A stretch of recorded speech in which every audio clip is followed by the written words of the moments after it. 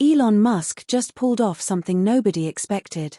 He's about to topple a government from his phone. The richest man on earth is dismantling a prime minister not with cash, not with courts, but with posts. And it's working.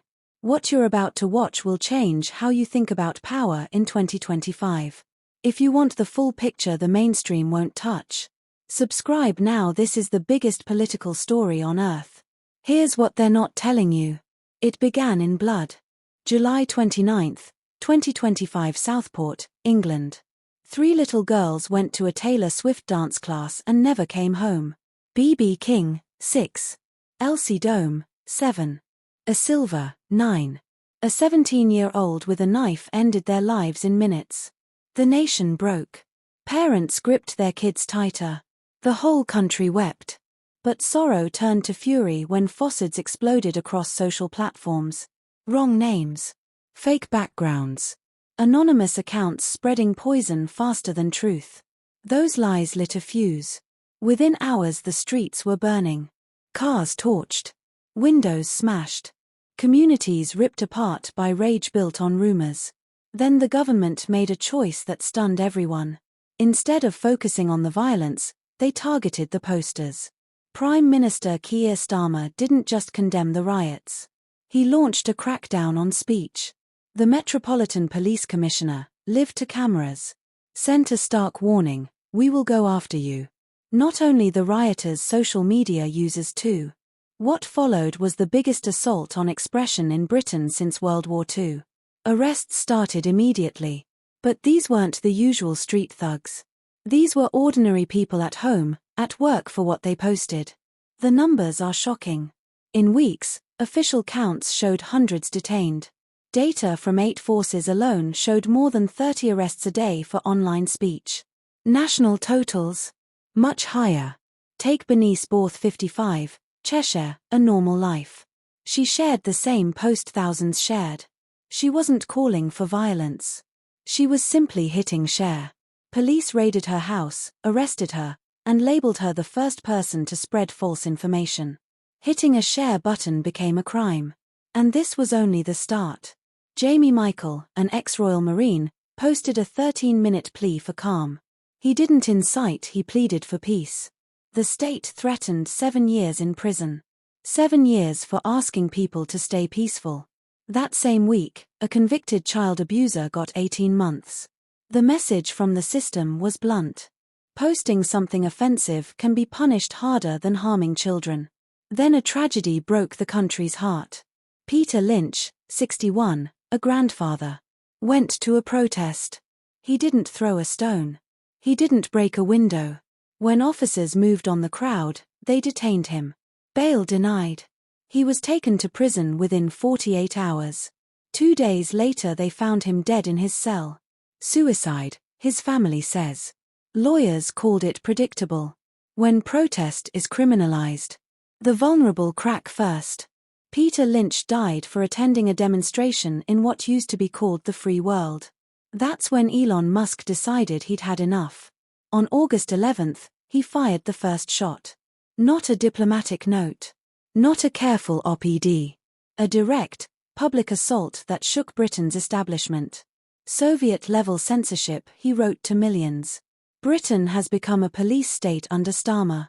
The government dismissed him as a meddling foreign billionaire. That was the worst mistake they could make. Musk doesn't only have money, he owns the battlefield. He turned X into a global microphone. Every arrest, every heavy sentence, every instance of overreach was broadcast to hundreds of millions. Suddenly Britain was in an information war with a man who controlled the megaphone. How do you fight someone who owns the microphone? Ministers panicked. They accused Musk of lies and foreign interference. Police even floated extradition. Think about that. Arresting the world's richest man for tweets. But that backfired because Musk had done his homework. What he uncovered was so damning it rewrote the debate. For decades, organized gangs systematically sexually exploited children across towns in Britain. This was not random. It was industrial.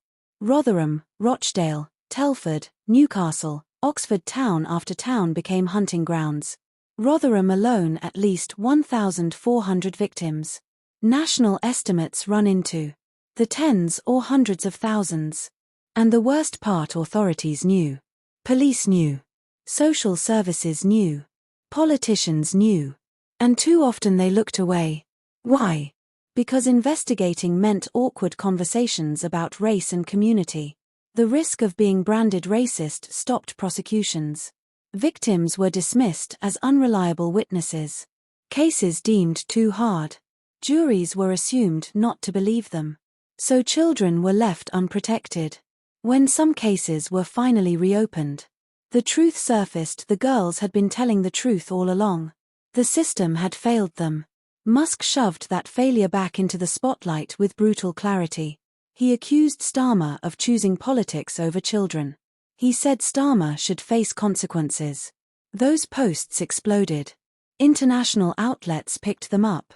Questions that had been buried were suddenly being asked in parliaments and newsrooms. Why were prosecutions dropped? Why were victims ignored? Why had no one been held to account? Starmer's response exposed the rift. He attacked Musk personally, called the posts foreign meddling, but he didn't directly answer the substance. And Musk didn't stop at accusations. Sources close to him say he moved into active political pressure. The aim: remove the government. His plan was simple and effective. First, use X to relentlessly spotlight every government failure. Second, quietly back rising opposition forces like Reform UK. Third, leverage his access to Trump to squeeze Britain economically until political change followed. It sounds like fantasy until you remember what Musk controls. Space launch, satellites, major tech platforms. When he speaks, markets listen. When he chooses a side, governments shudder. In December 2024, he suggested the king should dissolve parliament and call elections. Constitutional experts called it reckless. The last time a monarch did that against a government's wishes was the 19th century. Musk didn't flinch. Sometimes democracy needs a reset, he posted. Within hours, dissolve parliament was trending worldwide. Ordinary citizens started arguing about emergency constitutional tools they'd never heard of. The psychological impact was immediate. The government's hold weakened. Reform UK surged in polls. Nigel Farage reappeared on global stages with Musk. Starmer's approval sunk. MPs started whispering doubts. The government tried everything: accusations of racism, claims of meddling, warnings about motives. But every time they attacked, Musk answered with documents, court files, statistics, named cases, dates. They couldn't disprove him because he anchored his claims to evidence. He amplified stories of ordinary Britons arrested for posts. He retweeted those jailed for memes or comments. He lifted the names of people who'd been sidelined or punished. Each case became global news. Jordan Parler got 20 months for a Facebook post. Wayne Orr arrested over a meme. David Spring jailed for comments on immigration. Each story traveled further than Britain's spokespeople could ever make it. At the same time, violent criminals were getting light sentences. Drug dealers given suspended terms. The two-tier justice system was exposed live, case by case. This fight spilled beyond Britain. It's now the test case for power in the digital era. Can sovereign governments control information when tech billionaires run the public square? Can states withstand coordinated global pressure from outside? Democracies are watching. Berlin, Brussels, Washington.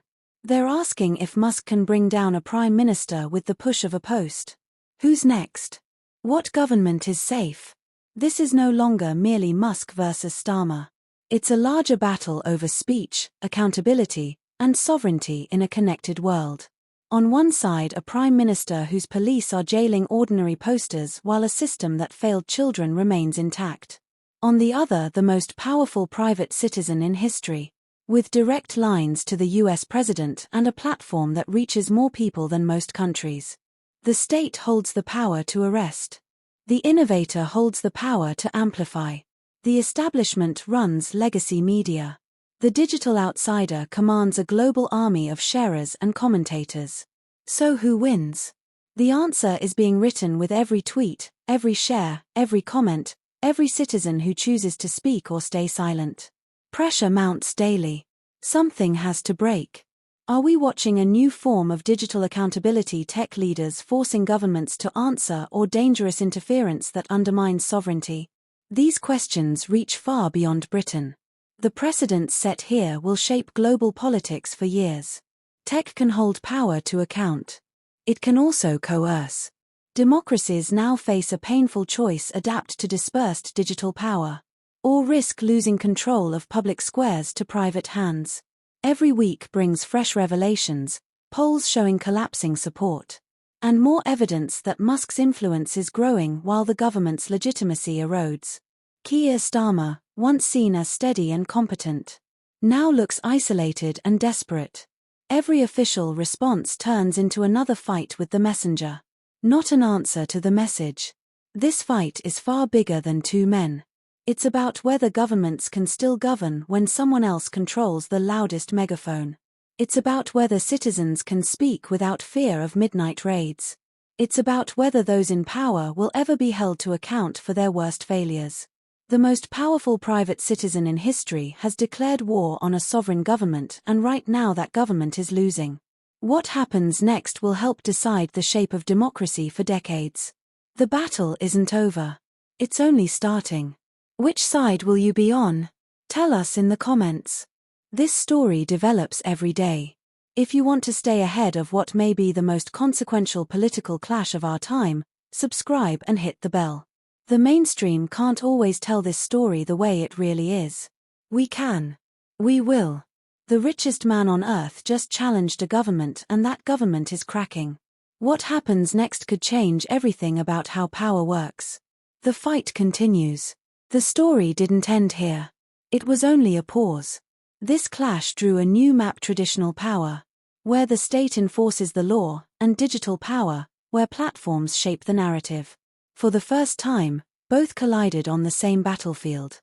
In the next chapter, we'll show how this struggle was organized not just through emotional posts, but through strategy, financing hints, and deliberate steps to corner political authority. The first stage was simple: turn every case, every arrest, every conviction into a global headline. When a single individual's story reaches millions, local politics transforms into an international spectacle. The second stage was quiet support.